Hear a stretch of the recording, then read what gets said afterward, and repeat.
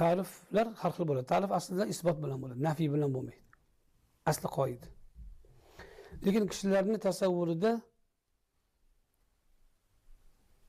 agar bir narsa ta'rif bo'lib tanilib qolgan bo'lsa, o'shani inkor qilish ta'rifga yordam beradi. Masalan, siz inson ta'riflamoqchi bo'lsangiz, fikrlovchi jonzot deysiz. U hurkiydigan hayvon emas, u sapchiydigan hayvon emas, u qotgan tosh emas deb aytib chiqish shart emas. Ta'rif nafiy bilan ta'rif qilinmaydi.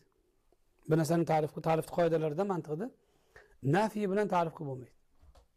Balki isbot bilan ta'rif qilinadi. Bor sifat bilan, yo'q sifat bilan ta'rif qiladigan bo'lsa, tugamaydi.